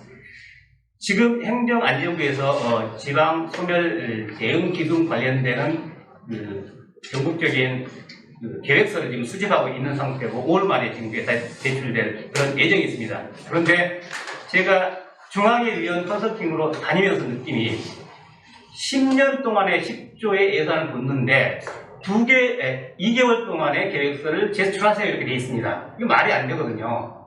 이 제도적인 개선이 반드시 필요하다 그 말씀을 드리고, 마지막으로 제가 조금 작은 차원에서 말씀드리고 말씀하시겠습니다. 작년에 연구를 하면서 지역 여건을 생각을 하면서 지역 정책을 설계해 보니까 굉장히 이게 의미가 있겠다 하는 생각이 들었습니다. 그런데 이런 부분이 해당 지방연구원의 원장님이 그런 마인드를 갖지 않으면 또 안 되거든요. 그래서 어떤 원장님이 오시더라도 새 정부가 시작될 때는 1년 단위로 해서 반드시 지역이 생각하는 지역 정책의 연구를 반드시 의무적으로 추진할 수 있는 어떤 방식으로 제도를 만들었으면 좋겠다 하는 말씀을 드리면서 제 말씀을 마치도록 하겠습니다.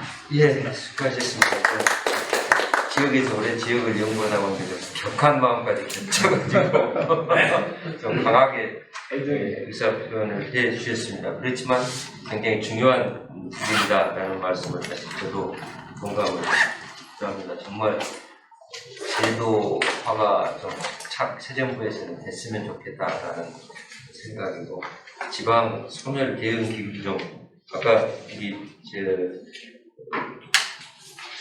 국토연구원의 전학사님께서 말씀하신 연계 협력 개정을 해가지고 그걸 중앙정부에 쓰지 말고 그 초광역 협력이 되면 거기에서 쓰게 법을 제도로 고치면 우리 초광역 협력에 참여하려는 유인이 굉장히 강하겠다는 아이디어가 좀 생각이 났습니다. 네, 우리 줌에 질문자가 없다 이 말이죠? 예, 알겠습니다. 많이 질문 요구 좀 하시죠. 정치자도 많이 있나요? 청취자는 많은 것 같습니다. 예.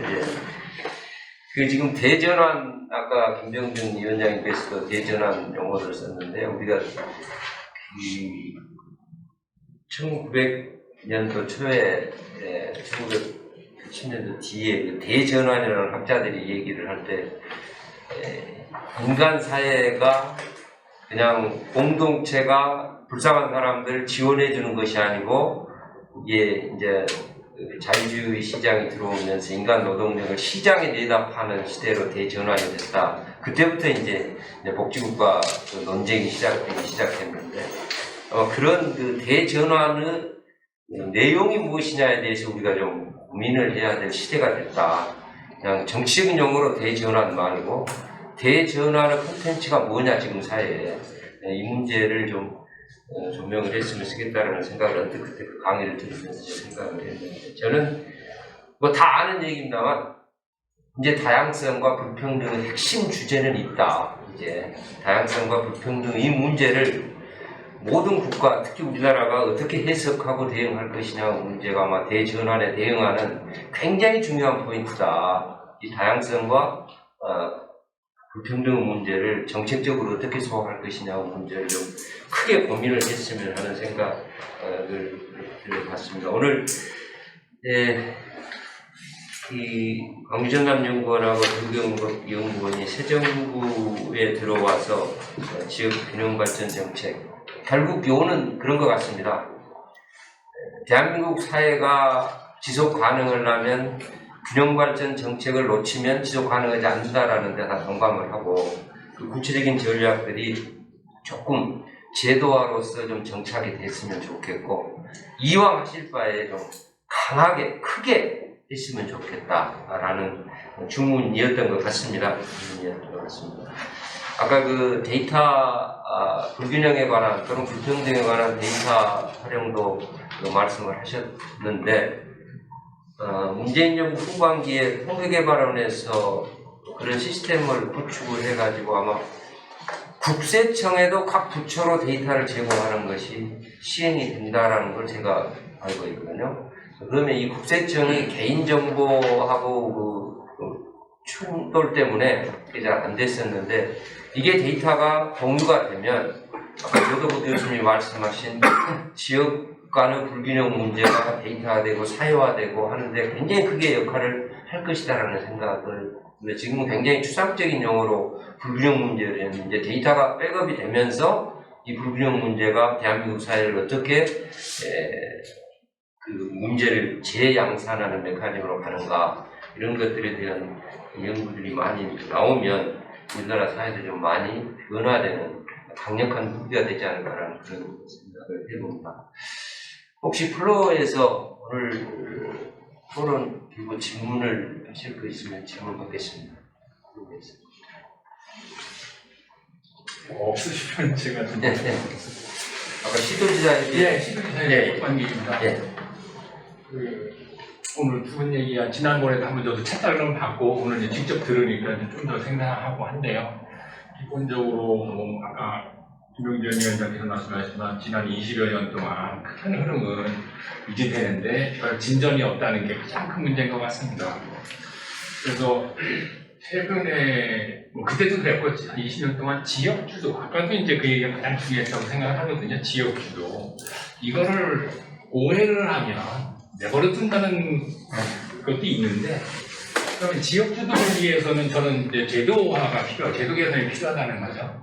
그러면 권한과 재정이 먼저 가고 그 다음에 이제 지역에서 뭔가 기획을 해서 추진을 하는 게 이제 저는 1차적으로 이루어져야 돼. 그게 바로 지역주도다라고 생각을 합니다. 그러면 돈이 어디냐 이제 막 이런 문제들을 하잖아요. 근데 우리는 국가 전체적으로 예산이 지금 1,000조 원이 넘습니다. 중앙재정과 지방재정을 합치면 지방재정이 400조 원이 넘고 중앙재정이 이제 600조 원 됐잖아요.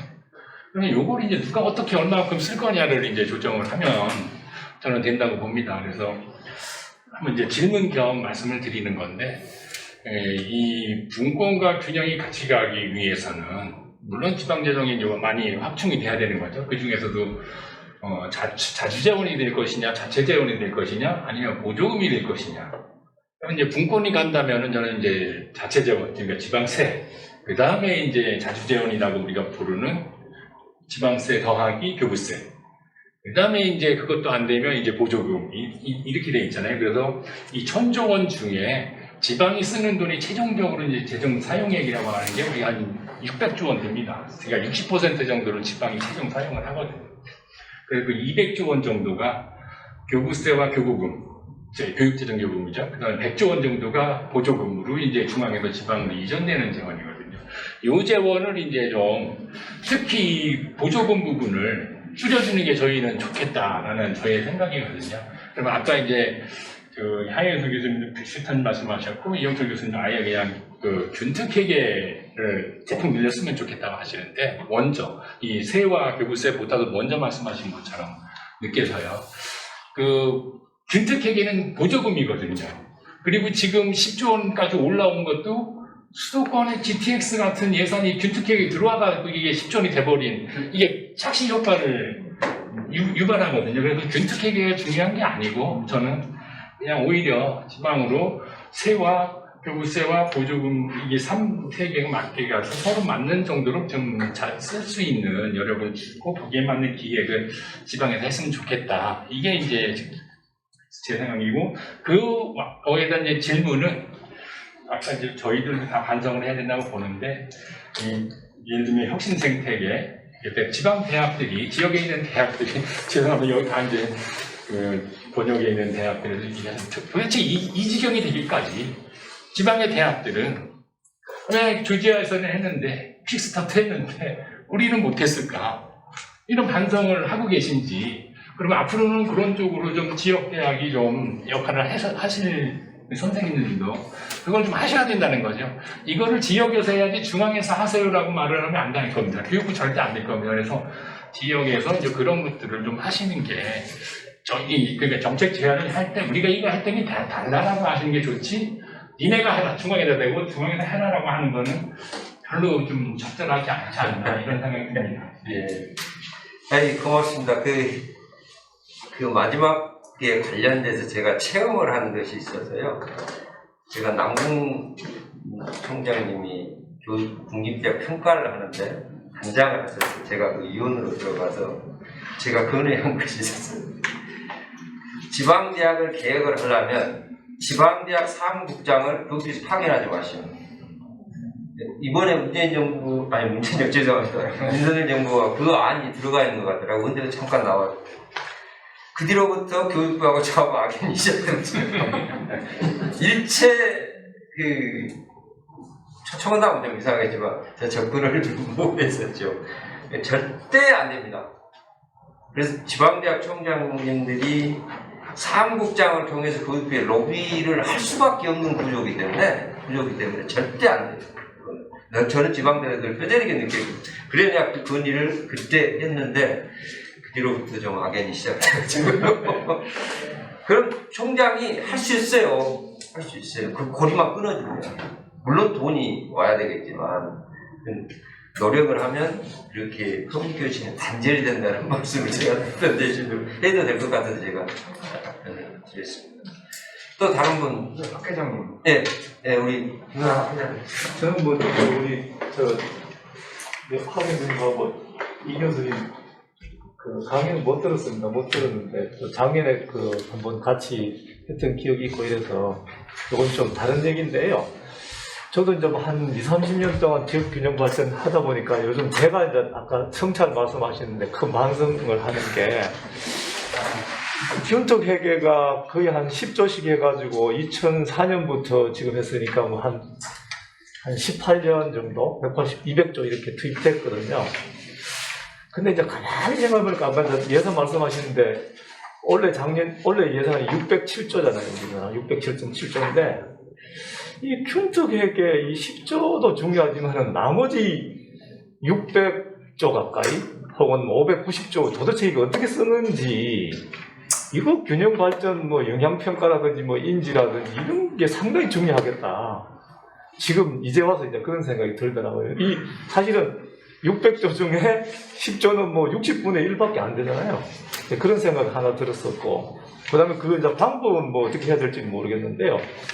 근데 저 균특 회계도 또 들어가 보면은 우리가 균특 회계 예산을 이제 정부에서 안 내놓는데 이게 지금 문제가 뭐냐 하면은 사람들은 그냥 저도 그렇지만 뭐 균형되게 쓰겠거니 이렇게 생각하는데 이 내용을 보면은 나라사립연구소의 정창무 소장이 거꾸로 이제 안 내놓으니까 자치단체에서 돈을 받아가지고 계산을 했는데 수도권이 많다는 거예요. 지금 더 늘어났어요. 심지어 강남구 서초구까지 돈을 지원해주고 있습니다. 10조를 모아서 그러니까 균형 발전을 위해서 한다는 돈조차도 이게 균형 발전이 아니게 쓰고 있다는 거죠. 그래서 이제 그 이유는 아마 저쪽에 2003년인가 뭐 양육은 그때는 워낙 그 부처 간에 복잡하고 부처를 꼬리표를 떼서 이제 하나를 모았는데 아마 다만 성과라 그러면은 200 몇 개 사업을 지금 한 20 몇 개를 이렇게 포괄 보조 정도만 해놓은 거지 그 실질적으로 끄는 거는 사전적으로 정치적으로 균형적으로 배분할 뿐이지 실질적으로 뭐 이런 뭐 어려운 지역에 대해서 훨씬 더 많이 한다든 이런 게 없어요. 그래서 제가 옛날에 한번 비제부 과제를 받아가지고 그래서 이제 안 주길래 그러면은 강원도의 A 지역, B 지역, C 지역, D 지역만 이렇게 가르고 주십시오. 그래서 받았어요. 받아서 보니까 진짜로 별 차이가 없습니다. 솔직히 말해서. 그래서 이게 뭐라 그러나 이렇게 뭐 잘 되겠거니 생각하고 했는데 실제로 보면은 그 10조조차도 이상하게 썼다는 거죠. 그래서 이 돈을 진짜 그야말로 뭐 진짜 전국을 몇 등급에 나눠서 10조가 20조가 됐든 그거는 진짜 어려운 지역에 몽땅 집어넣든지 또 나머지 그 훨씬 큰 590조를 균형발전 인지예산처럼 혹은 인지를 할 수 있는 제도라든지 뭐 감수성 이런 걸 해서 하는 것도 대단히 중요하겠다. 왜냐면 나머지 엄청 큰 부분은 블랙박스거든요. 아마 여전히 수도권으로 엄청난 돈이 들어가고 있을 겁니다. 그런 생각을 잠깐 해봤습니다. 네. 그동안에 균형발전의 정책 프로젝트를 많이 하신 회장님께서 느끼는 소외의 말씀이 계셨습니다. 균형발전이나 자치분권이나 다 아시겠습니다만 내부적인 정치 과정이라는 게 현실적으로 존재합니다. 그래서 비판을 하신 분들은 정치가 수도권에 집중되어 있는 한 하기가 어렵다라는 그 비관적인 말을 많이 하거든요. 결국은 정치권에서 그 의사결정 과정에서 강한 영향력을 미치고 있기 때문에 어지간히 강한 그 의지를 갖지 않으면 참 힘들다. 겉으로는 이렇게 하지만 방금 회장님께서 말씀하셨을 때 내부를 들여다보면 결국 균형발전에서 예산마저도 서초동에 같이 쓰는 근데 그건 밖으로는 드러나지 않는 그런 것이죠. 내부적으로는 정치 과정이 하나 강하기 때문에 그런 거 아닌가 싶은 생각이 들었습니다. 네, 정말 강한 의지를 갖지 않으면 굉장히 풀어내기 힘든 문제다라는 말씀을 해주셨습니다. 또 다른 분 혹시 있으세요?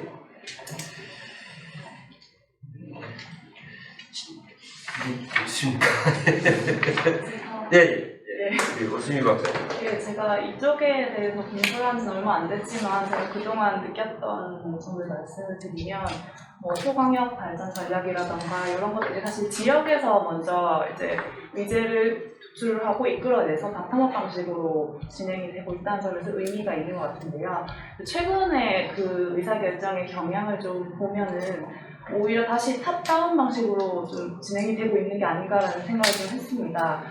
예를 들어서 뭐 지역에서는 이제 재원이나 뭐 자원이 부족하기 때문에 중앙에서 지원을 해줘야 되는데 그걸 지원하는 과정에서 뭐 초강력권 발전 전략이나 이런 부분을 세우는 데 있어서 특정한 기간을 정해주고 특정한 양식을 주면서 이때 여기 이 기간까지 이 양식에 맞춰서 전략을 수립하세요 이렇게 이제 내려오면 지방에서는 그 일정에 맞춰서 전략을 수립을 하게 되는데 그렇게 되면은 지역의 현안을 이제 제대로 파악을 하지 못한 상태에서 일을 진행을 하게 되고 그러한 부분이 좀 있어서 이게 오히려 지역 주도로 가지 않게 되는 상황이 발생하는 것 같습니다. 그리고 그쪽에서 예전에 그 초강 발전 전략에서 전국의 연구원이 모여가지고 논의할 그런 기회가 있었는데 그때 이제 중앙의 연구원에서 물어보는 사항이 그러면 지역에서는 재원이 내려가면 어떻게 그 초강력 발전 사업을 하면서 효율적으로 쓸 거냐, 어떻게 예산을 절감을 할 거냐 이런 얘기가 있었습니다. 그래서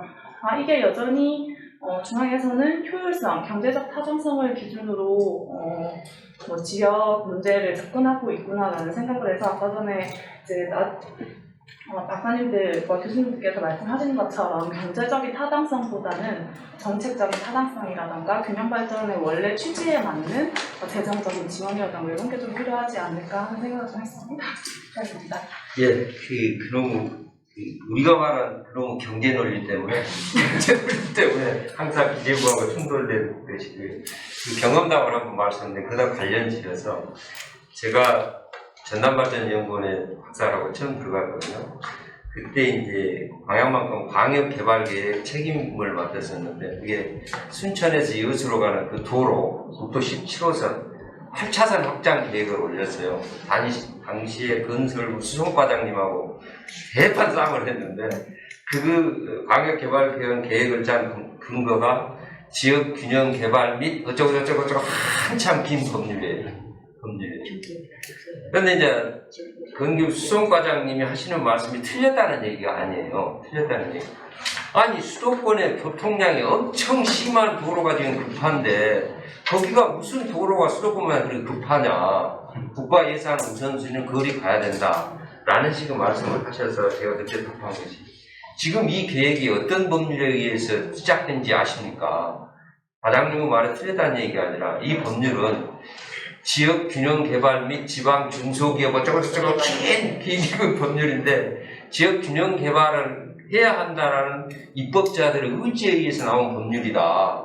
그런데 거기서 비시 분석을 해가지고 교통수요가 많은데 국가 예산을 배분하는 이 말은 안 맞다 이게 다른데 하시고 여기는 이 법률에 근거한 대로 예산을 주라요. 결국은 이제 방법을 얘기를 해주시더만요. 직접 확장이 아니라 우회되고 어쩌고 넣으면 그게 예산 투입이 가능하다 그래서 결국은 다른 도로를 내게 됐는데 그 기존 도로 확장이 아니라 우회 도로로 지금 그렇게 확장이 됐는데 이게 항상 가면 중앙정부는 국가 예산을 또 관리해야 되는 책임도 있잖아요. 그걸 전혀 무시할 수도 없어요. 일단. 근데 항상 나오는 게 그놈의 비시 분석이에요. 그놈의 비시 분석. 그러니까 가치 영역을 자꾸 그 효율 영역으로 잣대를 들여다대니까 문제가 안 풀려요. 그래서 최고 의사결정의 가치관이 굉장히 중요하다라는 것을 뼈저리게 느낀 적이 있는데 지역 균형 개발 문제는 아마 그렇게 접근해야 되지 않을까 싶어요. 가치 영역이다 이거는 우리 사회의 서바이벌을 위한 가치 영역이지 자꾸 효율성 이런 걸 갖다 들이대면 아무것도 안 된다는 거지. 그런 말씀을 드립니다. 그래서 지역 양 연구원이 목소리를 내는 이유가 다 그런 배경이 있지 않겠느냐라는 것이고 오늘 다른 질문이 없으면 여기서 마무리를 해야 되겠습니다. 오늘 두 분 발표, 네 분 토론자들 고생하셨습니다. 수고하셨습니다.